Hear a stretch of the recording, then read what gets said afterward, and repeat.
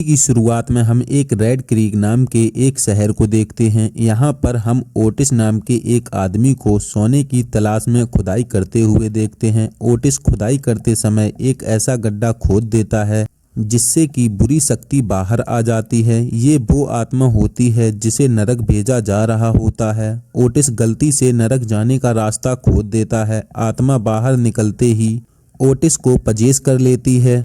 अब हम 1 महीने बाद हॉर्सू नाम की एक जगह को देखते हैं। यहाँ पर हम सैरिक को देखते हैं। सैरिक अपनी बेटी को लेने स्टेशन जाता है। सैरिक की बेटी अपने बॉयफ्रेंड के साथ वापस आती है, लेकिन सैरिक अपनी बेटी के बॉयफ्रेंड को कुछ ज़्यादा खास पसंद नहीं करता है। लेकिन तभी वहाँ पर एक सैम नाम की गैंग आती है और उन सभी पर अटैक कर देती है और सैरिक उनसे लड़ने के लिए जाता है। तभी पीछे से कोई सैरिक को शूट कर देता है और वहीं पर सैरिक की मृत्यु हो जाती है। फिर सैरिक की आंखें RIPD डिपार्टमेंट में खुलती हैं, जो कि स्वर्ग की एक जगह होती है। यहाँ पर सभी लोग अच्छे लोग आते हैं। यहाँ पर सभी को एक ऑफर दिया जाता है कि यहाँ पर जो भी सही से काम करेगा उसे एक बॉडी मिलने पर दोबारा धरती पर जाने का मौका मिलेगा। सैरिक एक कॉन्ट्रैक्ट पर साइन कर देता है, क्योंकि यहाँ पर एक कॉन्ट्रैक्ट पर साइन करना होता है, क्योंकि सैरिक अपनी बेटी से दोबारा मिलना चाहता था। अब यहाँ पर सैरिक को एक स्पेशल गन दी जाती है जिससे वो उन आत्माओं को शूट करके वापस उसी नरक में पहुँचा सकता है। और अब सैरिक धरती पर पहुंच जाता है। धरती पर गेट से बाहर निकलते ही उसकी मुलाकात एक जैन नाम की लड़की से होती है, जो उस कॉन्ट्रैक्ट पर साइन करने में हिस्सेदार भी होती है। अब सैरिक सीधा अपने घर के लिए निकल जाता है। दूसरी तरफ सैम गैंग के लोग बैंक लूटने के लिए जाते हैं और सैम गैंग के लोग बैंक से पैसे की बजाय कुछ लोगों को पकड़कर ले जा रहे होते हैं। इधर सैरिक अपनी घर पहुंच जाता है।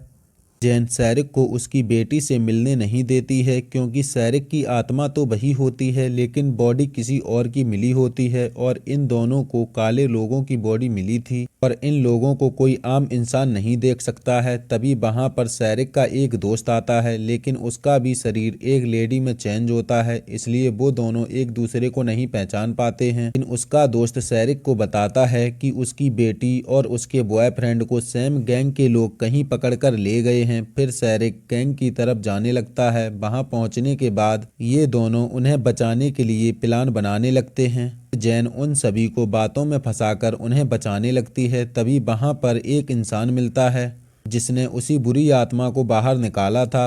वो उन्हें बताता है कि सैम गैंग के लोग लोगों को पकड़कर कहीं और ले जाते हैं। फिर सैरिक वहां के लिए निकल जाता है। वहां पहुंचते ही सैरिक और जैन से फाइट करने लगते हैं, लेकिन जैन को आग से बहुत डर लगता है, क्योंकि जैन की मौत आग से जलने की वजह से ही हुई थी और इसमें से जो बहुत ही भयानक आत्मा होती है उसका नाम ओटी होता है। एक ओटी से फाइट कर रहा था, लेकिन ओटी सैरिक पर बहुत ही ज्यादा भारी पड़ रहा था। भी जैन हिम्मत करके उसी हॉल में कुछ बूंदें छोड़ देती है, जिससे हॉल बंद हो जाता है, लेकिन ओटी बाहर ही रह जाता है और सारी छोटी मोटी आत्मा अंदर चली जाती हैं। जैन स्पेशल गन पर कुछ बूंदें लगा देती है और सैरिक ओटी को शूट कर देता है। तभी ओटी हमेशा के लिए समाप्त हो जाता है और यहीं पर यह मूवी समाप्त हो जाती है।